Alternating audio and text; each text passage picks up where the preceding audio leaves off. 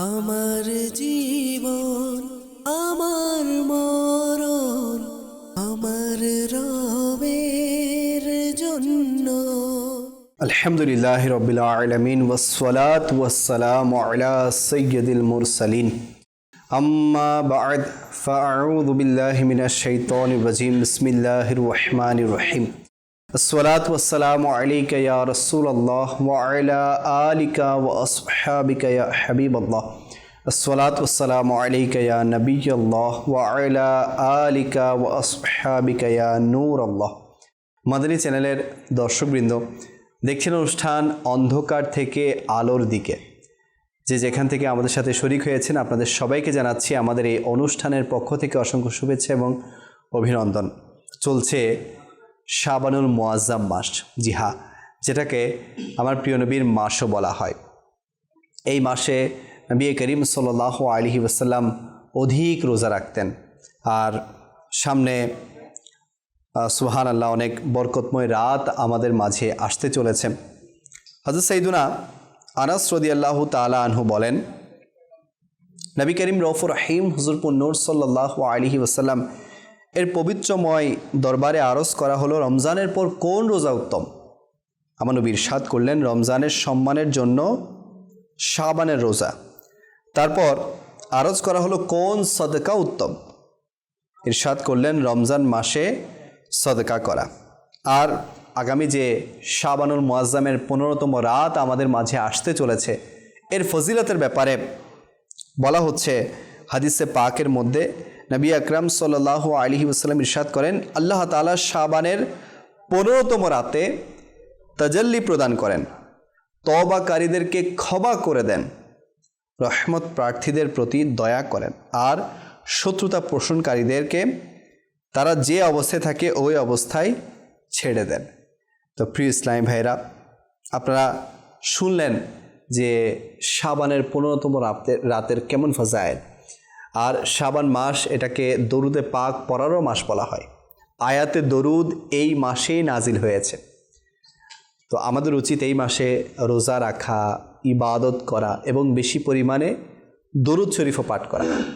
এবং দাওয়াত ইসলামের উদ্যোগে বিভিন্ন জায়গায় ইজতিমায়ে জিকির ও নাত অনুষ্ঠিত হবে। তো আপনার নিকটস্থ যে জায়গায়, যে স্থানেই এই ইজতিমাগুলো হবে, আপনারা সেখানেও অংশগ্রহণ করুন। পুরো রাত দাওয়াত ইসলামের সাথে কাটান। ইনশাআল্লাহ ইবাদতও হবে, বয়ানও হবে, ইলমে দ্বীনও হবে, এবং বাস পরের দিন রোজা রাখার উৎসাহ মিলবে। আল্লাহ আমাদের সবাইকে তৌফিক দান করুক। আজকে আমরা যে বিষয় নিয়েছি তা হচ্ছে পরনিন্দা থেকে নম্রতার দিকে, মানে অন্যের নিন্দা করা, অন্যের খারাপই বয়ান করা, অন্যের মধ্যে যে বদ আমলগুলো আছে, খারাপ আমলগুলো আছে, সেগুলো নিয়ে চর্চা করা। আর এটা আজ যদি আমরা দেখি আমাদের আশেপাশে, আমাদের সমাজে, ফ্যামিলিতে, বন্ধু মহলে, বাস কেমন যেন প্রতিযোগিতা চলছে যে কে কত বেশি পরনিন্দা করতে পারে। আপনি দেখবেন যে গসিপ চলছে, সেখানে কথা বলতে বলতে বাস অমুকের কথা, তমুকের কথা, অমুক কী করেছে, তমুক কী করেছে, তো এইগুলো বয়ান করা। তো পরনিন্দা এটা কত বড় মারাত্মক ব্যাধি, সে সম্পর্কে ইনশাল্লাহ আজকে তো জানবো কোরআন ও হাদিসে পাক থেকে। তো এ থেকে বাঁচার উপায় কি? এ থেকে বাঁচার উপায়ও ইনশাল্লাহ আজকের অনুষ্ঠানে আপনারা শুনতে পারবেন। তো শেষ পর্যন্ত আমাদের সাথেই থাকবেন। আজকে আমাদের সাথে মোবাইলিকে দাওয়াত ইসলামী হিসেবে উপস্থিত আছেন আমাদের শহীদ ভাই। হুজুর কেমন আছেন? আলহামদুলিল্লাহ রাব্বিল আলামিন।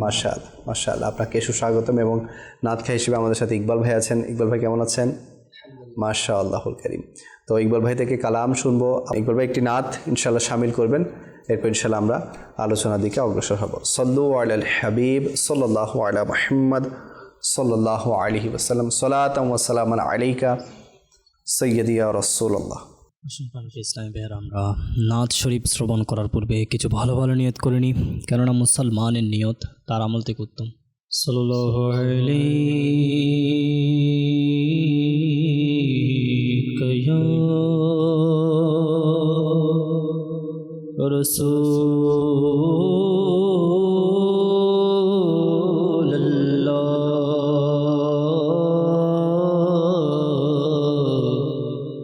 ওয়াসাল্লাম আলাইহি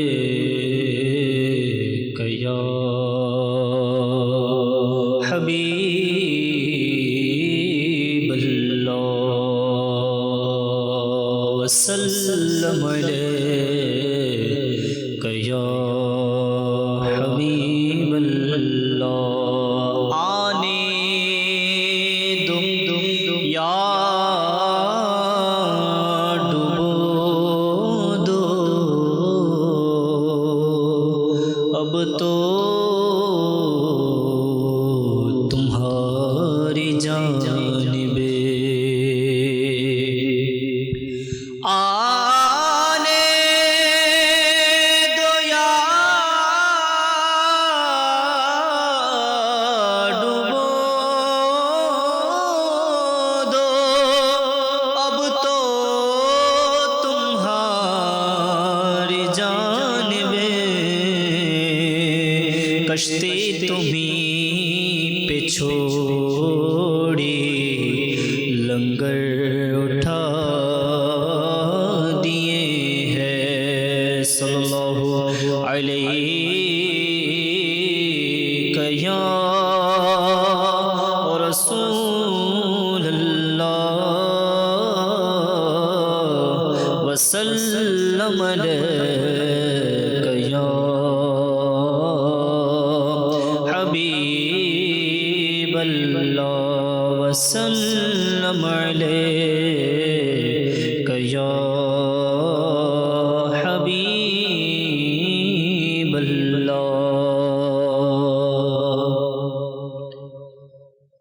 তোমার যুগে যদি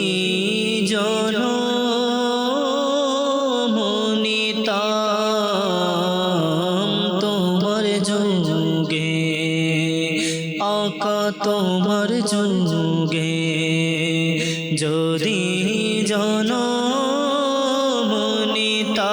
জনমনিতাম হয়তো একদিন দেখা আমিও পেতাম হয়তো একদিন দেখা আমিও পেতাম তোমার যুগে আকা তোমার যুগে যদি জনমনিতাম হয়তো একদিন দেখা আমিও পেতাম তোমার যুগে যদি তোমার ধারের ধুলি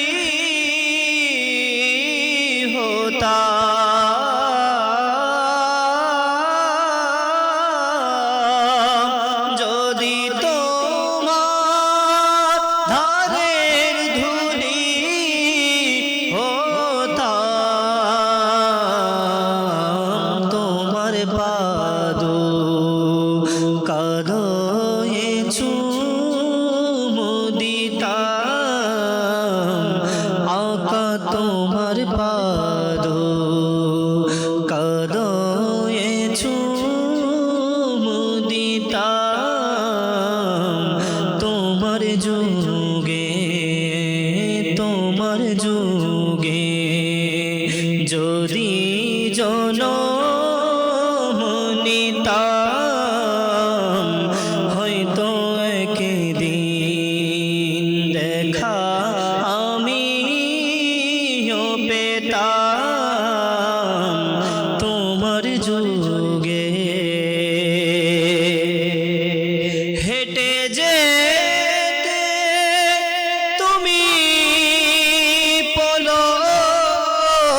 পলকে আমার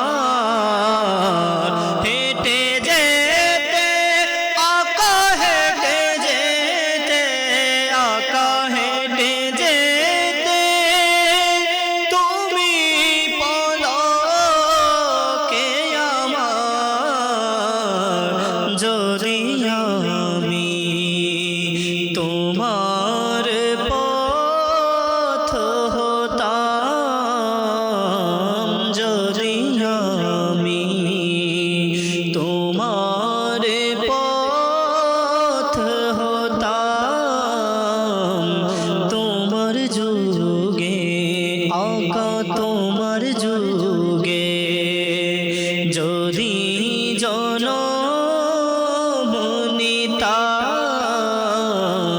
হয়তো একদিন দেখা আমিও পেতাম তোমার যুগে তোমার ধারে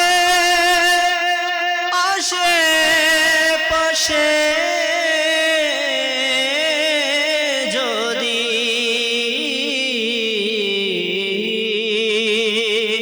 আঁকো তোমার ধারে তোমার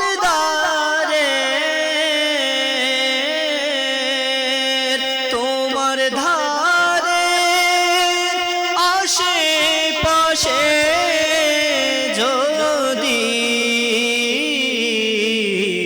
ভিখারি হই আকা ভিখারি হই দক্ষিণা নিতাম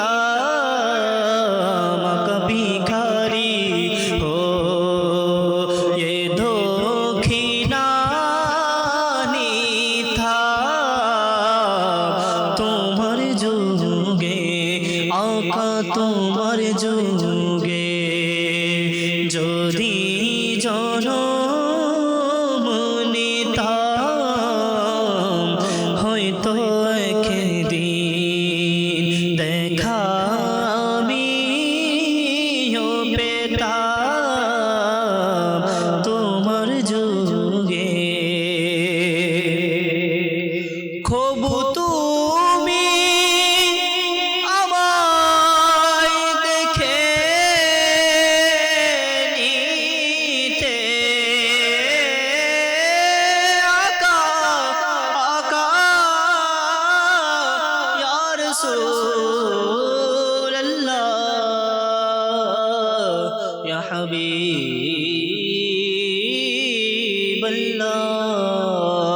হাবিবাল্লাহ কবু তুমি আমায় দেখে নিতে খুশিতে তোহারা আমি হতাম আকা খুশিতে তোহারা আমি হতাম তোমার যুগে আকা তোমার যুগে যদি জনম নিতাম তোমার যুগে যদি আসতে তুমি বিদায় বেলা যদি আসতে তুমি বিদায় বেলা তোমার সামনে আকা তোমার সামনে আমি মরে যেতাম তোমার সামনে আমি মরে যেতাম তোমার যুগে আকা তোমার যুগে যদি জনম নিতাম হয়তো একদিন দেখা আমিও পেতাম হয়তো একদিন দেখা আমিও পেতাম তোমার যুগে যদি জনম নিতাম সুবহানাল্লাহ সুবহানাল্লাহ। আল্লাহ পাক বাস নবী আকরাম নূরে মুজাসসাম সাল্লাল্লাহু আলাইহি ওয়াসাল্লামের দিদার আমাদেরকে নসিব করুক। আসলে নবী পাকের দিদার, নবী পাকের জলওয়া, নবী পাকের জিয়ারত এক আশিকের ইচ্ছা আকাঙ্ক্ষা সব সময় থাকে। তো কেমন হতো যদি আমরা নবী পাকের যুগে থাকতাম, হ্যাঁ, কতই না সুন্দর হতো, কতই না আমাদের জীবন সার্থক হয়ে যেত। আল্লাহ আমাদের সবাইকে দিদারে মুস্তাফা নসিব করুক। দেখছেন অনুষ্ঠান অন্ধকার থেকে আলোর দিকে, আর আজকে আমরা বিষয় রেখেছি পরনিন্দা থেকে নম্রতার দিকে। আসুন আমরা আমাদের হুজুরের কাছ থেকে আজকের এই বিষয় সম্পর্কে আলোচনা শুনি। জি হুজুর। আলহামদুলিল্লাহ রব্বিল আলামিন ওয়াসসালাতু ওয়াসসালামু আলা সাইয়্যিদিল মুরসালিন। পরনিন্দা থেকে নম্রতার দিকে। আসলে দেখেন, পরনিন্দা এটা মানুষকে নিচে নামায়, আর নম্রতা এটা মানুষকে আল্লাহ তাআলার দিকে নিয়ে যায়। সুবহানাল্লাহ। দেখবেন, পরনিন্দা এটা হচ্ছে অহংকারের মূল, আর মানে যেটা নম্রতা, এখানে ঈমানের সাথ রয়েছে। কারণ হাদিস মুবারকের মধ্যে রয়েছে আল্লাহ তাআলা নিজেই নম্র, কোমল। আল্লাহ তাআলা কোমলতাকে পছন্দ করেন, মানে নম্রতাকে আমার আল্লাহ তাআলা পছন্দ করেন। আমার আল্লাহ তাআলা নম্রতার মধ্যে যা দান করেন, আমার আল্লাহ তাআলা আর অন্য কোনো বিষয়ের মধ্যে এরকম দান করেন না। সুবহানাল্লাহ। এই জন্য পরনিন্দা থেকে আমাদেরকে নম্রতার দিকে আসতে হবে। কারণ পরনিন্দা মানে মানুষের দোষ তালাশ করা, এ সম্পর্কে কোরআন কারীমের মধ্যে বলা হয়েছে। আচ্ছা, কোরআন কারীমের মধ্যে সূরা হুজরাত এর আয়াত নাম্বার 12, যেটা কানজুল ঈমান থেকে অনুবাদ, আমার আল্লাহ তাআলা ইরশাদ করতেছেন, আর একে অপরের গীবত করো না। এটা পরনিন্দা বলা হয়। তোমাদের মধ্যে কি কেউ এই কথা পছন্দ করবে যে সে আপন মৃত ভাইয়ের মাংস ভক্ষণ করবে? বস্তুত এটা তোমাদের নিকট পছন্দনীয় হবে না। জি। আসলে কারো নিকট এটা পছন্দনীয় হবে না। স্বাভাবিক, শুধু মৃত ভাই কেন, আপনাকে যদি বলা হয় আপনি গরুর মাংস মানে একদম মানে জীবন্ত খেয়ে নেন, আমরা খেতে পারবো না, আমাদের মুখের মধ্যে এটা অসহনীয় হবে, বমি চলে আসবে। যদি সেখানে মৃত ভাইয়ের, কারণ এখানে মৃত ভাইয়ের কথা কেন বলা হয়েছে? কারণ মৃত হয়ে গেলে সে জানে না তার সম্পর্কে মানুষ কী বলতেছে। তেমনিভাবে পরনিন্দা এটা এমন সময় বলা হয় যার সম্পর্কে বলা হচ্ছে সে ওখানে উপস্থিত নাই, ওই সময় তার দোষ তালাশ করা হচ্ছে, যেটাকে পরনিন্দা বলা হয়, গীবত বলা হয়, যেটা জেনার চাইতেও মারাত্মক। আল্লাহ আল্লাহ আল্লাহ তাআলার ফানা, মাআযাল্লাহ। এ সম্পর্কে সাহাবায়ে কেরামকে আমার নবী বলতেছেন, তোমরা কি জানো গীবত কি? তখন তারা আরজ করলো, আল্লাহ ও তার রাসূল সাল্লাল্লাহু তাআলা আলাইহি ওয়া আলিহি ওয়াসাল্লাম উত্তম জানেন। আমার নবী করিম সাল্লাল্লাহু তাআলা আলাইহি ওয়া আলিহি ওয়াসাল্লাম ইরশাদ করলেন, গীবত হলো মানে পরনিন্দা, যেটাকে বলা হচ্ছে তোমরা নিজের ভাই সম্পর্কে এমনভাবে আলোচনা করা যা সে অপছন্দ করবে। আরজ করা হলো, যদি সেই বিষয়টি তার মাঝে থাকে, তখন আমার নবী সাল্লাল্লাহু তাআলা আলাইহি ওয়া আলিহি ওয়াসাল্লাম ইরশাদ করেন, তার মধ্যে এই দোষটা বিদ্যমান থাকলেও তাও গীবত, মানে তাও পরনিন্দা। তাহলে চিন্তা করে দেখেন, মানে কেমন আমাদেরকে ইসলাম কি শিখাচ্ছে, মানে তার মধ্যে রয়েছে দোষ, তারপরে এটা বলা যাবে না, এটা গীবত হয়ে যাবে। এখন সাহাবায়ে কেরাম আরো বলতে লাগলেন, ইয়া রাসূলুল্লাহ যদি না থাকে, তখন আমার নবী বলতেছেন, যদি তার মধ্যে যদি দোষ না থাকে তাহলে এটা মিথ্যা অপবাদ, যা গীবতের চাইতেও মারাত্মক। মানে তার মধ্যে দোষটা নাই, আমি তার উপরও বলতেছি, এটা তো আরো বড় বিপদ, আরো বড় বিপদ, বড় বিপদ, এটা মিথ্যা অপবাদ বলা হচ্ছে। তো এই জন্য আমাদেরকে পরনিন্দা থেকে বাঁচতে হবে, কারণ পরনিন্দা কবিরা গুনাহ, এটা হারাম, এটা জাহান্নামে নিয়ে যাওয়ার মতো কাজ। এই জন্য আমাদেরকে পরনিন্দা থেকে বাঁচতে হবে।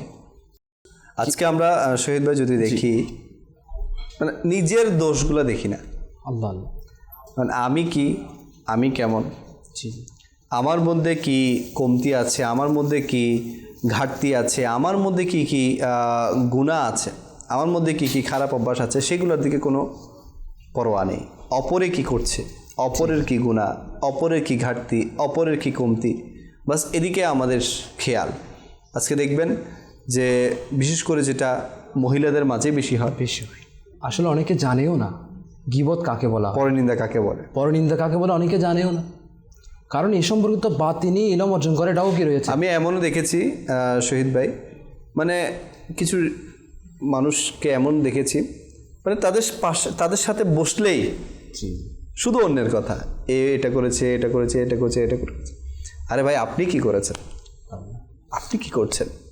এটা আমাদেরকে চিন্তা করতে হবে। এই জন্য ইব্রাহিম বিন আদহাম রহমতুল্লাহ তাআলা আলাইহির জীবনের মধ্যে একটি ঘটনা এইভাবে রয়েছে যে তিনি একবার কোনো এক জায়গার মধ্যে কাবার খেতে গেলেন। তো কাবার খেতে একটু দেরি হচ্ছে, দেরি হওয়ার কারণ হচ্ছে একজন ব্যক্তি আসতে দেরি হচ্ছে। তো সবাই বলা বলি করতে লাগলো ওই ব্যক্তি মোটা আর অলস, এই কারণে তার আসতে দেরি হচ্ছে। সাথে সাথে ইব্রাহিম বিন আদহাম নিজেকে প্রশ্ন করতে লাগলেন, তোমার যদি আজকে যদি খাবার ইচ্ছা না হতো, তোমাকে আজকে এরকম গুনাহের বইটাকে আসতে হতো না। হ্যাঁ, উনি দোষটা নিজের উপর নিয়ে নিচ্ছে আর ওখান থেকে উঠে চলে গেলেন। আল্লাহ। এভাবে হযরতে মাইমুন রহমতুল্লাহ তাআলার ক্ষেত্রে বলা হচ্ছে ইনি গীবত করলে থামিয়ে দিতেন, যেটা আমার নবীর সুন্নাত। মানে আপনার সামনে যখন গীবত হবে আপনি থামিয়ে দিন, কারণ গীবত শোনাও গুনাহ, গীবত শোনা এটাও গুনাহ, গুনার অন্তর্ভুক্ত। করাও গুনাহ, শোনাও গুনাহ, শোনা যাবে না। এজন্য তো ইব্রাহিম বিন আদহাম উঠে চলে গিয়েছেন। তো চিন্তা করে দেখেন মাইমুন রহমতুল্লাহ তাআলা বলতেছেন তার সামনে যখন গীবত হতো তিনি থামিয়ে দিতেন, আর যদি না পারতেন, যদি থামাতে না পারতেন তাহলে ওখান থেকে উঠে চলে যেতেন। আল্লাহু আকবার। আজকে তো আমরা দেখা যাচ্ছে মানে এটাকে খুশি হিসাবে নিচ্ছি, অথচ কিতাবের মধ্যে আসতেছে কোনো গুনাহের প্রতি খুশি হয়ে যাওয়া এটাও বড় গুনাহ। একটা হচ্ছে গুনাহ, কিন্তু ওই গুনাহ করে আপনি যে এনজয় করতেছেন, খুশি হয়ে যাচ্ছেন, এটা আরও বড় গুনাহ। আর মুসলমানের ক্ষেত্রে এটা হচ্ছে মানে আমার নবী তো বলে দিয়েছেন মুসলমানের ভাই। মুসলমানের ক্ষেত্রে এমন হবে যে কি ধারণাও করতে পারবে না তার সম্পর্কে। কুধারণা আমার নবী বলতেছেন মানে তোমরা কুধারণা থেকে বেঁচে থাকো, কারণ এটা মিথ্যা কথা। চিন্তা করে দেখেন সেখানে আমরা আজকে গীবতের মতো এরকম একটি মানে খারাপ কাজের মধ্যে আজকে আমরা লিপ্ত হয়ে যাচ্ছি। ওই যেটা কথা যে আমাদের মাঝে নম্রতা নেই, আমাদের মাঝে মানে আমি যে কিছুই না এই জিনিসটা। নম্রতা মানে কি? বাস আমি নরম হয়ে যাওয়া। নরম হয়ে যাওয়া মানে কি? মানে আমি বাস আল্লাহ পাকের একেবারে নগণ্য বান্দা, আল্লাহ পাকের একেবারে গুনাহগার বান্দা। যখন মানুষ এই দিকে খেয়াল করবে তখন মানুষ অন্য কি করছে, অন্যজন কোথায় যাচ্ছে, অন্যজনের কি দোষ আছে এগুলো নিয়ে বর্ণনা করার আমাদেরকে সুযোগ নাই। নম্রতার দিকে আসতে হবে। ইবলিশ এটার আমল কিন্তু অনেক বেশি ছিল, অনেক বেশি আমল ছিল। মুআল্লিমুল মালাইকা বলা হতো। চিন্তা করে দেখেন ইনার ভিতরে একটা জিনিস ছিল না, এটা হচ্ছে নম্রতা। ইনি কিভাবে ধ্বংস হয়েছেন, তিনি ইবলিশ কিভাবে হয়েছেন? ওনার তো আমল অনেক ছিল। ফেরেশতাদেরকে ইনি শিক্ষা দিতেন, এরকম মর্যাদা ছিলেন এর, কিন্তু এরপরও ইনার ধ্বংস কিভাবে হয়েছে? ধ্বংস হওয়ার কারণ হচ্ছে ইনি আবা ওয়াস্তাকবার, অস্বীকার করেছে আর অহংকার করেছে, মানে নিজেকে অনেক বড় মনে করেছে, সবাইকে ছোট মনে করেছে। এইটার কারণেই কিন্তু পরনিন্দা হয় মানুষের মধ্যে। মানে আমি অনেক বড়, আমারটা দেখতেছি না, আমি মানুষের দোষ নিয়ে আমি ভালো, সবাই আমি ভালো, মানে কারো কোনো দোষ পেয়ে গেলে এটা নিয়ে আমার আলোচনা শুরু হয়ে যায়, আর নিজেরটা দেখি না। অথচ নম্রতা তাকে বলে যে সে নিজেকে আগে প্রশ্ন করবে, আমি কি রকম, আমি কি এটা হতে হবে। দেখেন যে বান্দা নিজেকে নিয়ে চিন্তা করবে তার তো অন্যকে নিয়ে চিন্তা করার কোনো টাইমই থাকবে না। আমি আজকে পুরো দিনে কি করেছি না করেছি। আমির আল সুন্নাতের উপর কোরবান হয়ে যেতে মন চায়। আমির আল সুন্নাত যিনি দাওয়াত ইসলামের প্রতিষ্ঠাতা মৌলানা ইলিয়াস আত্তার কাদেরী দামাত বরকাতুল আলিয়া, উনি আমাদেরকে 72 নেক আমল দিয়েছেন। যদি কোনো বান্দা হুজুর, যদি কোনো বান্দা 72 নেক আমল, এখানের মধ্যে ডেইলি আছে, উইকলি আছে, মান্থলি আছে, অনেক নেক আমল। তো ডেইলি আমলই বেশি, ডেইলি প্রায় 56 আমল আছে। তো এই 56 আমলের মধ্যে যদি কোনো বান্দা শুধু আজকে চিন্তা করে 56 আমল কেমনে করবে, এই চিন্তা করতে করতেই তো বান্দা অন্য কোনো কিছু তার খেয়ালই করতে পারবে না যে অন্য কোন দিকে যাচ্ছে। তো এগুলো তো একটা চিন্তা, অর্থাৎ নিজেকে নিয়ে চিন্তা। আমিও শুধু নিজেকে নিয়ে চিন্তার ব্যাপারে আমাদেরকে লাগিয়ে দিয়েছে যে তুমি নিজেকে নিয়ে চিন্তা করো। জি, খুবই সুন্দর আপনি বলেছেন। কারণ দেখেন আমি আজকে যেটা মানে দেখেছিলাম সেটা হচ্ছে পরনিন্দা থেকে নম্রতা থেকে কীভাবে আসবে।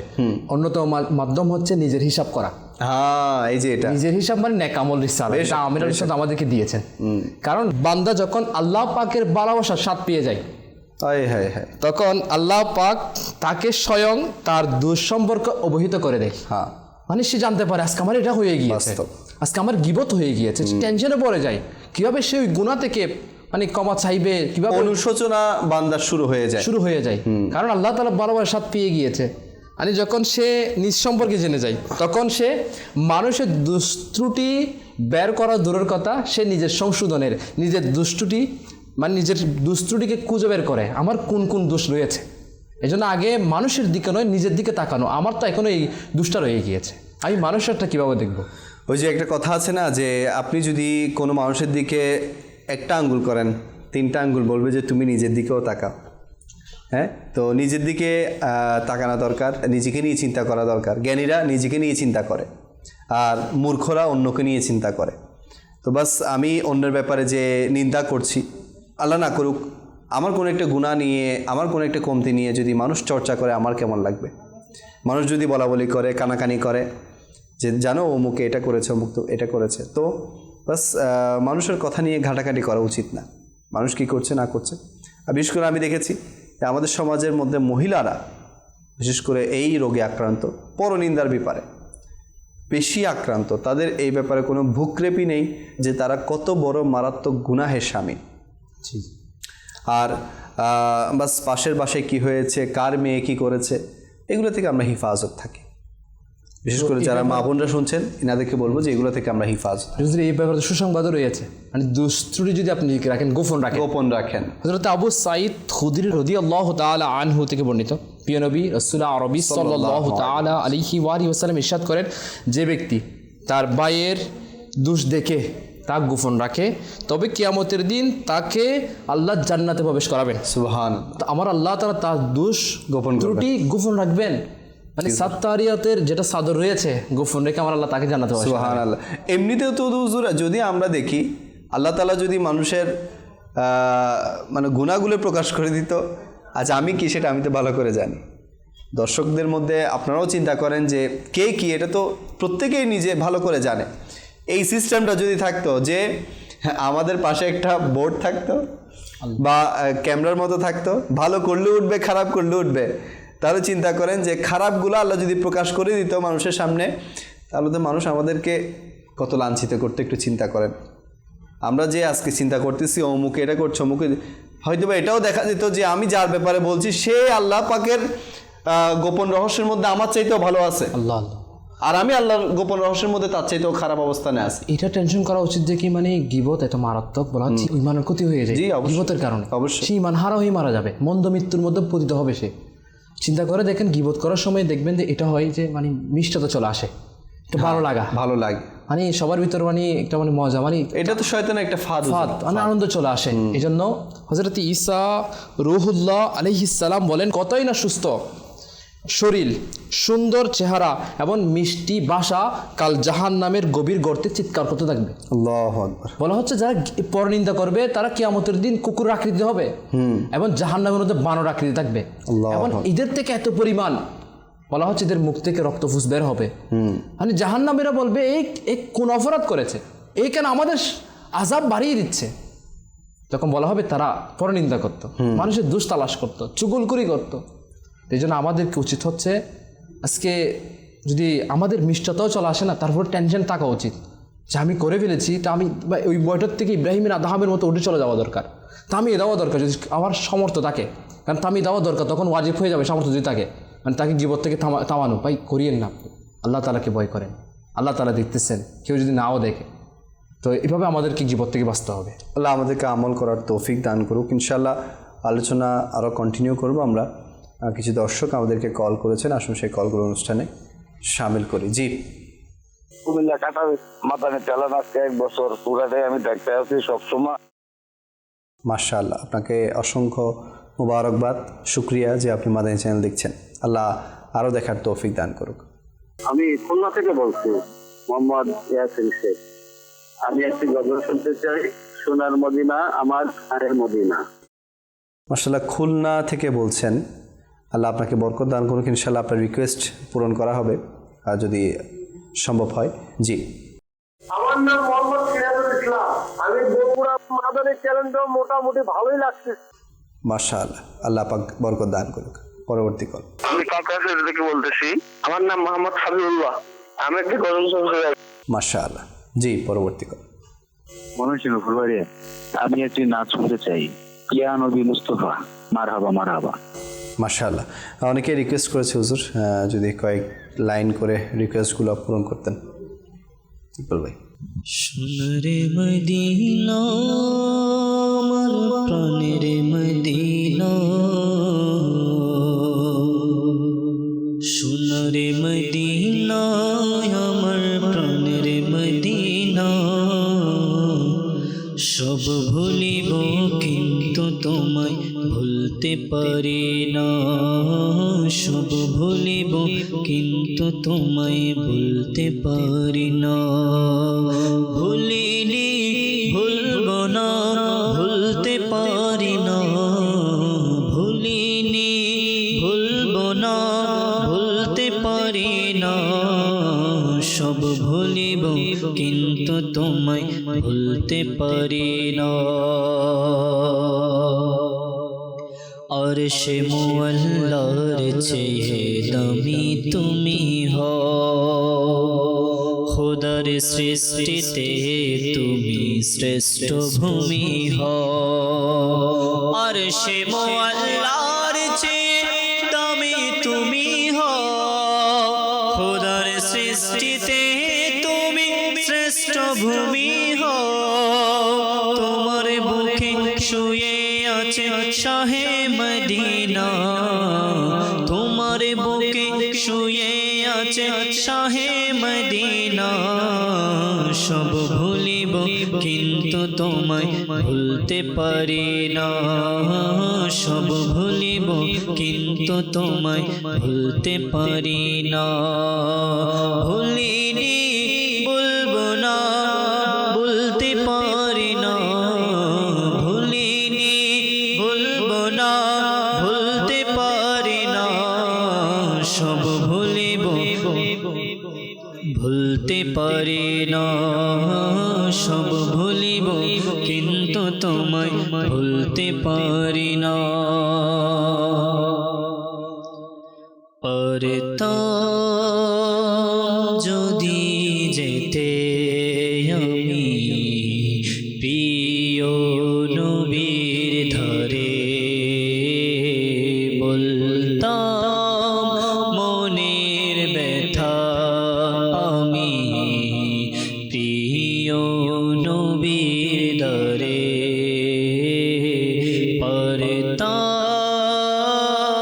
পারতাম যেতিম যদি আমি প্রিয় নবীর দ্বারে।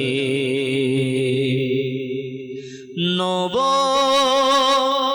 জীবন পেতাম আমি, সফল হতাম আমি।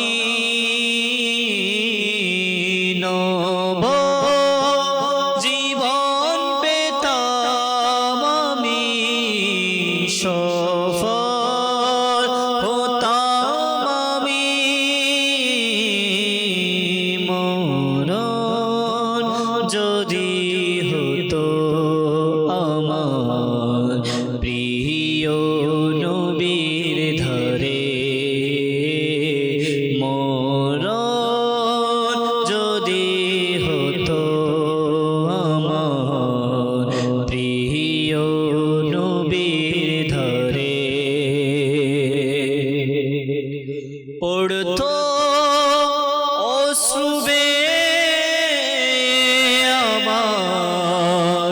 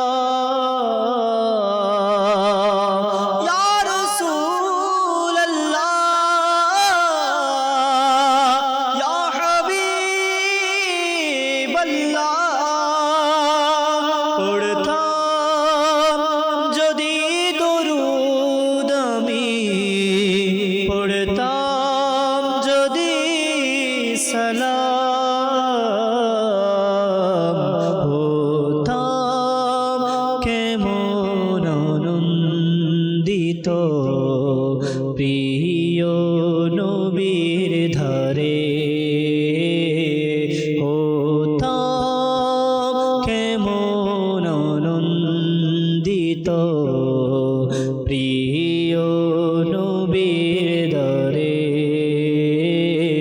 পারতাম যদি যেতে আমি প্রিয় নবীর দরে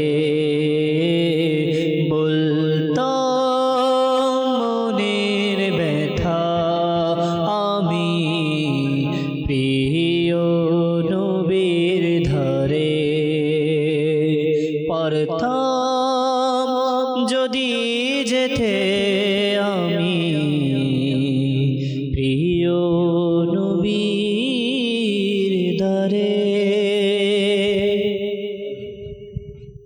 পাক সাল্লাল্লাহু আলাইহি ওয়াসাল্লাম এই দরবার এমন দরবার যেখানে নেকি করার জজবা মিলে, নেকি করার উৎসাহ উদ্দীপনা মিলে। আমাদের উচিত নবী পাকের দরবারে যাওয়ার আকাঙ্ক্ষা রাখা, নবী পাকের দরবারে যাওয়ার ইচ্ছা রাখা। যে মদিনা দেখে নাই সে কিছুই দেখে নাই। আর দরুদ তো নিজের দেশে পড়ছি, সবুজ গম্বুজের সামনে বসে বসে পড়ার মজাই আলাদা। আল্লাহ আমাদের সবাইকে পড়ার তৌফিক দান করুক। দেখছেন অনুষ্ঠান অন্ধকার থেকে আলোর দিকে, আলোচনা চলছিল পরনিন্দা থেকে নম্রতার দিকে। জি হুজুর, পরনিন্দা থেকে নম্রতার দিকে। জি মাশাআল্লাহ, পরনিন্দা থেকে নম্রতার দিকে। আসলে আমাদেরকে নম্রতার দিকে আসতে হবে, অবশ্যই, কারণ নম্রতাকে আমার আল্লাহ তাআলা ভালোবাসে। যে নম্রতা দিয়ে কীভাবে আসবেন? প্রথম কাজ, এটা আমরা কিছুক্ষণ আগে বলেছি, নিজের হিসাব করা। আজকের দিনে আমি কি কোনো গীবত করেছি কিনা, আজকে কি আমি কোনো খারাপ কাজ করেছি, জি, আজকে কি আমি কারোর দোষ তালাশ করেছি কিনা, কারোর দোষ তালাশ শুনে আমি খুশি হয়ে গিয়েছি কিনা, কারোর দোষ নিয়ে কি আমি আমার বন্ধু মহলের মধ্যে আমি কি এটা আলোচনা করেছি কিনা। এর যখন আমি হিসাব করব না, তখন আস্তে আস্তে আজকে একটা হবে, কালকে দেখা যাবে একটাও হচ্ছে না, যখন হিসাবে থাকবে। কারণ এটা আপনাকে গুনাহ থেকে বিরত থাকার, গুনাহ থেকে বাঁচার অন্যতম একটি মাধ্যম। সুবহান। ফারুক আজম রাদিয়াল্লাহু তাআলা আনহু চাবুক নিয়ে প্রতি রাতে বলতেন, অথচ ইসলামের দ্বিতীয় খলিফা, জান্নাতি সাহাবীদের মধ্যে দ্বিতীয় নাম্বারে রয়েছেন। তো এইভাবে অসংখ্য আল্লাহর নিজেদের মুহাসাবা করতেন। দেখুন, একজন ব্যবসায়ী নিজের কাজে কর্মে, নিজের ব্যবসার মধ্যে যদি হিসাব না করে, তাহলে তার ব্যবসা লস হবে আগে পরে, তার ব্যবসা একসময় গিয়ে টিকে থাকবে না। তেমনিভাবে একজন মুসলমান সে যদি মুহাসাবা না করে, তাহলে তার আস্তে আস্তে ঈমান নষ্ট হয়ে যাওয়ার ভয় রয়েছে। কারণ গীবত এটা এত মারাত্মক, পরনিন্দা এটা এত মারাত্মক একটা গুনাহের কাজ, যেটা বলা হচ্ছে ঈমান তো নষ্ট হয়ে যাবে, তার ইবাদত, তার রোজার এর নুরানিয়ত চলে যাবে তার থেকে। বলা হচ্ছে যার পরনিন্দা, যার পরনিন্দা প্রতিদিন হবে, বলা হচ্ছে তার অবস্থা এমন হবে, বলা হচ্ছে সে যখন কথা বলবে কারোর সাথে, তার কথার মিশ্রতা থাকবে না। সবসময় তার কারোর সাথে যখন সে কথা বলবে, তখন সে ঝগড়াতে, এটাকে বলা হয় বলা হচ্ছে নিজের দোষ ডাকতে গিয়ে সে অন্যের দোষ তালাশ করার জন্য বেরিয়ে পড়বে, অন্যের দোষ বলবে, সে বলা শুরু করে দিবে। সেটা কি মিথ্যা হচ্ছে নাকি সত্য হচ্ছে, সেটা সে চিন্তা করবে না। এই জন্য প্রথম এটা আমাদেরকে নিতে হবে, নিজের হিসাব করা। নিজের হিসাব যখন আমরা করবো ইনশাআল্লাহুল কারীম, তা আমরা নম্রতার দিকে আসতে পারবো। এরপর 2 নাম্বার, এটা সবচেয়ে গুরুত্বপূর্ণ, সেটা হচ্ছে কম কথা বলা। কম কথা বলা, সবচেয়ে কম কথা বলা। কারণ কিতাবের মধ্যে আসতেছে আমার প্রিয় নবী রাসূল আরবি সাল্লাল্লাহু তাআলা আলাইহি ওয়াসাল্লাম সবচেয়ে কম কথা বলতেন। আছে না, মান সামাতা নাজা, মাউ সামাতা নাজা, যে চুপ থাকে সে নাজাত পেয়ে গেল। তাহলে আমার নবী কি একদম কথা বলতেন না? আমার নবী সবচেয়ে বেশি চুপ থাকতেন। এর অর্থ এটা নয় যে আমার নবী কথা বলতেন না, এরকম না। আমার নবী যখন কথা বলতেন তখন আল্লাহ তাআলার কথা বলতেন, নেকির কথা বলতেন, নেকির কথা বলতেন, দ্বীনের কথা বলতেন, জিকির ইলাহি করতেন। সব সময় যখন আমার নবীর মুখ থেকে কথা বের হতো, এটা এমন কথা যে কথার মধ্যে আমার আল্লাহ তাআলার সন্তুষ্টি রয়েছে। আমি যেটা বলতেছি, আমার নবী সবচেয়ে বেশি চুপ থাকতেন, আমার জিকির করতেন, সুবহান, আমার আল্লাহ তাআলার ইস্তেগফার পাঠ করতেন। অথচ যিনি ছিল সাইয়্যিদুল আম্বিয়া, এরপর ইস্তেগফার। তো এই জন্য আমাদের উচিত হচ্ছে কি করা, বেশি চুপ থাকা। যদি কথা বলবোই তো ভালো কথা বলবো। অনেক বুজুর্গ তো হুজুর মুখে পাথর দিয়ে রাখতো, যাতে অযথা কথা বের না হয়। তাহলে ইনশাআল্লাহুল কারীম যত বেশি কম কথা হবে, বলা হচ্ছে তার দিল নরম হয়ে যায়, তা আস্তে আস্তে সে নম্রতার দিকে চলে আসবে। এরপর তৃতীয় নাম্বার হচ্ছে নিজেকে তুচ্ছ মনে করা, সবচেয়ে ছোট মনে করা নিজেকে, আমি সবচেয়ে ছোট। বান্দা যদি দেখে যে আমাদের সৃষ্টি থেকে, জি, এটা তো বান্দা বুঝবে যে আমি কিছুই না। আমার সৃষ্টি হচ্ছে সামান্য পানি থেকে, নাপাক পানি থেকে, সেখান থেকে আল্লাহ তাআলা আমাদেরকে রূহ দিয়েছে, বাস মায়ের গর্ভে 9 মাস ছিলাম, এরপর ওখান থেকে দুনিয়াতে এনেছে। তো বাস আমাদের সৃষ্টিটাই যদি দেখি, আমরা তো কিছুই ছিলাম না। আচ্ছা, দুনিয়াতে তো আসলাম, যাক মায়ের পেটে ছিলাম, ওখানে তো আমরা মায়ের পেটে, ওখানে তো আমরা কি বা ছিলাম, দুনিয়াতে আসলাম, এরপরেও তো বছর খানিক তো আমাদের খাবারের না শক্তি ছিল, না নিজে হাঁটতে পারতাম, আমাদেরকে ধরে হাঁটতে হতো, ঠিক আছে? বাস আমাদের অস্তিত্ব যদি দেখি, আমরা তো কিছুই না, বাস 2 দিনের দুনিয়া, 2 দিন দুনিয়া করে চলে যেতে হবে। এটাই যদি বান্দা খেয়াল করে, নিজের অস্তিত্বের দিকে তাকায়, তাহলে তুচ্ছ মনে করা, তুচ্ছ মনে। এটা তো বিনয়ের একটা মানে লক্ষণ নিজেকে সবচেয়ে ছোট মনে করা। বলা হচ্ছে একজন রাস্তার মধ্যে যখন হাঁটবে তখন সবচেয়ে নিজেকে ছোট মনে করবে, সুবহানাল্লাহ। অন্যকে তার চাইতে ভালো মনে করা। এটা যখন আমার ভিতরে চলে আসবে, তখন আমার থেকে পরনিন্দা উঠে যাবে, আমি নম্রতার দিকে চলে আসবো। এরপর সবচেয়ে যেটা উত্তম, সেটা হচ্ছে উম্মতের কোনো মুসলমান ভাইয়ের ফিকির করা, টেনশন করা। আমার নবী করিম সাল্লাল্লাহু তাআলা ইসলামের হাদিস মুবারকের মধ্যে রয়েছে, দোয়া করো অপর মুসলমান ভাইয়ের জন্য, দোয়া করো মানে মঙ্গলের দোয়া করো, মানে ভালো দোয়া করো। এই দোয়া যখন সে করবে না, তা আস্তে আস্তে তার ভিতর পরনিন্দাটা উঠে যাবে, কারণ সে বলছে আমি দোয়া করতেছি, আমি কীভাবে আর তার বিরুদ্ধে দোষ তালাশ করব। এই জন্যই তো বলা হয়েছে যে মানে যে গীবত করে ফেলেছে কারো, এখন সে কীভাবে ক্ষমা চাইবে? বলা হচ্ছে সে এইভাবেও বলবে, আল্লাহ আমাকে ক্ষমা করে দিন, আমি যার গীবত করেছি তাকে ক্ষমা করে দিই। সুবহানাল্লাহ। আর একটা আমল আছে, যদি আমরা কোনো মজলিসে বসি, বৈঠকে বসি, তাহলে আমরা যদি এটা বলি বিসমিল্লাহির রহমানির রহিম ওয়া সাল্লাল্লাহু আলা মুহাম্মাদ, এটা যদি কোনো বৈঠকের শুরুতে বসি, তাহলে আমরা গীবত থেকে নিজেকে নিরাপদ রাখতে পারবো। আর যখন বৈঠক থেকে ওঠার সময় এটা পড়বো, তাহলে বাকি যারা থাকবে এরা আমার গীবত থেকে হিফাজত থাকবে। বাস এই আমলটা করি, আর যে পদ্ধতিগুলো আমার হুজুর বলল, আমরা এগুলোও এখতিয়ার করি, এবং একটা দিনী পরিবেশের সাথে নিজেকে যুক্ত করি। যত বেশি ভালো মানুষের সাথে উঠা বসা হবে, যত বেশি নেক মানুষের সাথে, তাকওয়াবান মানুষের সাথে আমাদের উঠা বসা হবে, তত বেশি আমরা নিজেকে নিয়ে ফিকির করতে সচেষ্ট হব, নিজেকে নিয়ে চিন্তা করতে কামিয়াব হব, এবং অপরের ভালো আমরা কামনা করতে পারব। আল্লাহ আমাদের সবাইকে আজকের অনুষ্ঠানে যা কিছু শুনেছি এর উপর আমল করার তৌফিক দান করুক। আজকের অনুষ্ঠান এখানেই শেষ করতে হচ্ছে। ইনশাআল্লাহ আগামী পর্বে আবারও আপনাদের সামনে হাজির হওয়ার চেষ্টা করব। আপনাদের সুস্থতা কামনা করে এখানে শেষ করছি। সাল্লু আলাল হাবিব সাল্লাল্লাহু আলা মুহাম্মদ সাল্লাল্লাহু আলাইহি ওয়াসাল্লাম। আমার জীবন, আমার মরণ, আমার